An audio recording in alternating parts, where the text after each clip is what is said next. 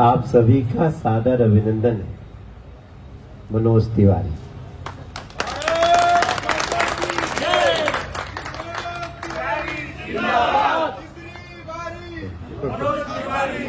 अभी तीसरी बार सांसद बनने के बाद ये मेरा कर्तव्य था कि मैं अपने पूर्वांचल के कुछ वरिष्ठ लोगों के साथ घर पे एक छोटा सा आप सबका अभिनंदन करें। उसी के तहत आज हम अपने आवास पे एक छोटा सा कार्यक्रम रखे हैं। आप सब ने अपना बहुमूल्य समय निकाला। बहुमूल्य इसलिए क्योंकि दिल्ली में रहने वाला कोई व्यक्ति के पास समय तो है नहीं। निश्चित रूप से हर आदमी कहीं न कहीं व्यस्त है। ऊपर से आप सब जो यहाँ उपस्थित हैं सब कहीं न कहीं महत्वपूर्ण भूमिका निभा रहे हैं। अब जो लोग बोले हैं हो सकता है कई ऐसे लोग भी रह गए हों। अच्छा, प्रवेश रतन भी आए हैं। आइए आप इधर बैठ जाओ। प्रवेश रतन जी ये हमारे दिल्ली के जाटो समाज के बहुत बड़े लीडर हैं और पटेल नगर से चुनाव भी लड़े हैं। तो अब मैं पूरा तो नहीं देख पा रहा हूं कौन कहां बैठा है, किसकी कितनी वरिष्ठता है, और आज उसकी कोई बहुत ज्यादा केयर भी नहीं है क्योंकि हम लोग एक परिवार की तरह बैठे हैं। अभी आपने नीरज तिवारी जी को भी सुना, थोड़ी देर पहले विपिन बिहारी जी को भी सुना, फिर मिथिलेश सिंह जी को भी सुना, श्याम जी को भी सुना होगा आपने, सुजीत भाई को भी सुने हैं, मनीष जी तो शायद कार्यक्रम चला ही रहे हैं तो एंकर की भूमिका में है, ब्रजेश राय जी को भी सुने, विजय भगत जी को भी सुने, और जो भी बोले होंगे आज जिनको नहीं सुने होंगे बाद में टीवी पे सुन लेंगे। सोशल मीडिया का जमाना है तो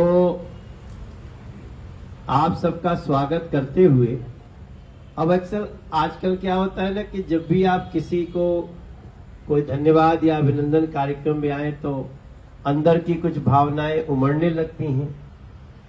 उसमें कई बार बोलने से एक्सीडेंट भी होता है।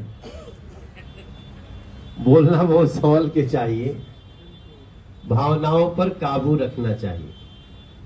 भावेश झा जी भी बैठे यहाँ पे, और जितना हम चेहरा देख रहे हैं ना सब अपने अपने क्षेत्र के महत्वपूर्ण लोग हैं। जहां जहां रहते हैं अच्छी भूमिका निभाते हैं। चुनाव होते हैं तो टिकटों के दावेदार होते हैं, कुछ पार्षद के, कुछ विधायक के, कुछ जिला में पद जब बढ़ते हैं तब, या मंडल के पद होते हैं तो, या कभी चुनाव होता है तो चुनाव प्रबंधन में आने के लिए मुख्य रूप से मैं आप सबको धन्यवाद देना चाहता हूं। इस समय अगर सही मायने में दिल्ली के पूर्वांचल कम्युनिटी को धन्यवाद न दिया जाए तो उनके साथ नाइंसाफी हो।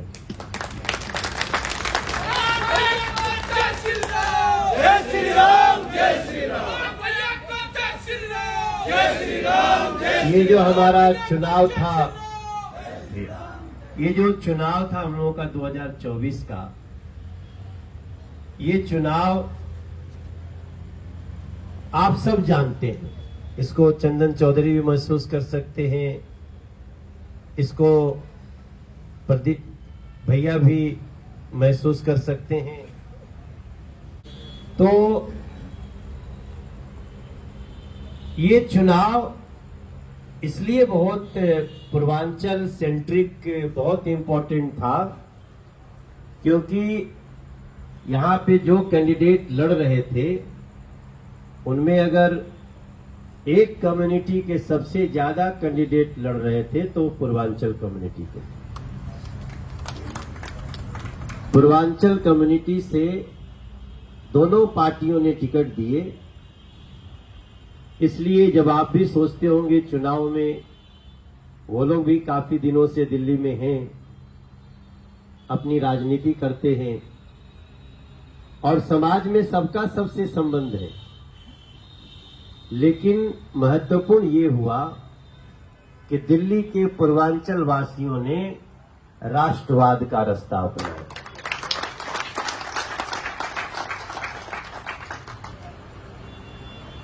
वही कारण था, क्योंकि मैं तो चुनाव लड़ते हुए, मैं एक ऐसा कैंडिडेट था जो चुनाव लड़ते हुए दूसरी लोकसभाओं में भी हमने 12 कार्यक्रम किए।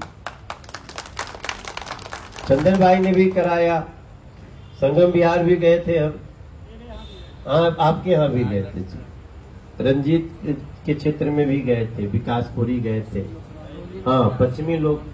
तो कई लोग तो हमको ना बोलते थे, अरे पगलाया है क्या मनोज तिवारी, आपन चुनाव देखो बहुत टेंशन है, तुम दूसरे में घूम रहे हो।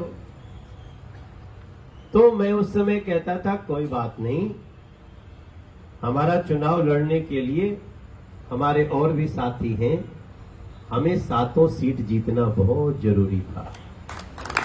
आज जब हम 2 दिन पहले संसद में भी बोले तो हमने नॉर्थ ईस्ट दिल्ली को तो धन्यवाद दिया, हमने 7 सीट जीतने के लिए पूरी दिल्ली को भी धन्यवाद दिया और प्रधानमंत्री जी के सामने धन्यवाद दिया। तो ये छोटी बात नहीं है, इसकी समीक्षा करिएगा कि वहां से जो यहां आए हैं उन्होंने वो न बिखरे और न चुनाव बिखरने दिए, 7-0 से भारतीय जनता पार्टी को जिता करके हम बैठे। इसलिए ये धन्यवाद बहुत जरूरी है, ये अभिनंदन बहुत जरूरी है और इसी अभिनंदन के साथ लिट्टी चोखा भी बहुत जरूरी है। ठीक है ना? आइए मनीष बाबू, अच्छा कोई बात नहीं, हाँ कहीं भी बैठ सकते हैं, जो सबसे ज्यादा पीछे बैठे उतना ही वीआईपी होगा। मनीष चौधरी जी वो भी विधानसभा का चुनाव लड़े थे, धक्का मुक्की में आना है तो आ जाओ, इधर लगाओ। तो मेरा इससे ज्यादा और कुछ कहने का नहीं है। दूसरा चीज है कि आज हमें क्या करना है, हम थोड़ा सा आपको टास्क देना चाहते हैं। आप लोग विजेता हो, दिल्ली का पूर्वांचल समाज बड़े स्तर पे विजेता है, क्योंकि दूसरी पार्टियों ने 3-3 लोगों को टिकट दिया, तो भी पूर्वांचल समाज ने चुना राष्ट्रवाद को, चुना नरेंद्र मोदी जी को, चुना भारतीय जनता पार्टी। ये बहुत महत्वपूर्ण बात है भैया, और एकरा के हमनी के याद रखे के बाद,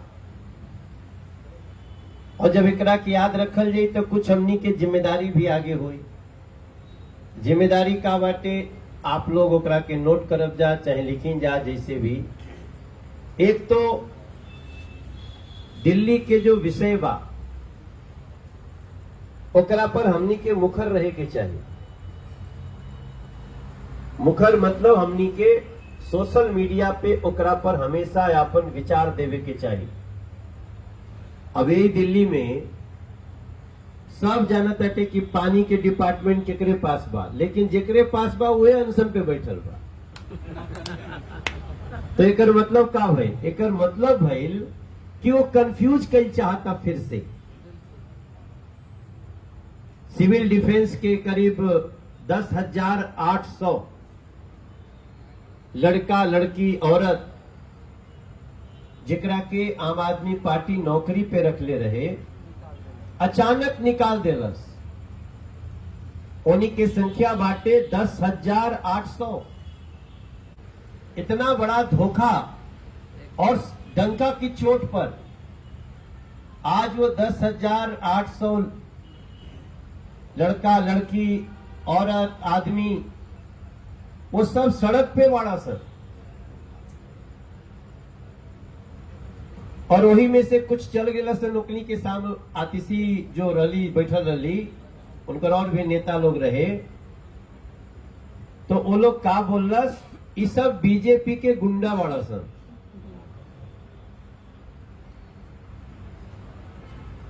क्या इस बात को हमें चुपचाप सुन के रह जाना चाहिए? उन 10,800 में आप ध्यान से देखिएगा तो लगभग 7,000 लोग पूर्वांचल की धरती से, पूर्वांचल समाज से। हम एक कम्युनिटी के रूप में हमें पूरी दिल्ली की बात करनी है सांसद के रूप में, लेकिन कभी कभी अपने समाज के लोगों के साथ होगा तो हम आप सबका सहयोग मांगेंगे। आप लोग क्यों चुप हो? आप बोलते क्यों नहीं हो? कैसे बोलना है? बाकी तो पार्टी जब धरना करेगी, प्रदर्शन करेगी, उसमें तो आप आते ही हैं, लेकिन उसके साथ साथ हमारे पास हथियार है, ट्विटर का, फेसबुक का, इंस्टाग्राम का। अब सबको वीडियो बना करके उस पर बोलना आ गया है, वो हमको करना है। अगर हम नहीं करेंगे तो आगे 5 महीने बाद जो हमारी सबसे बड़ा जो हमारा नुकसान कर रहा है वो फिर से भ्रम फैलाने में लगा हुआ। और आप देखिए, याद रखिए, दिल्ली की जितनी बड़ी बड़ी समस्याएं हैं उसका अगर सबसे ज्यादा संख्या में पूर्वांचल के लोग हैं तो सबसे ज्यादा विक्टिम भी तो वही हुए ना।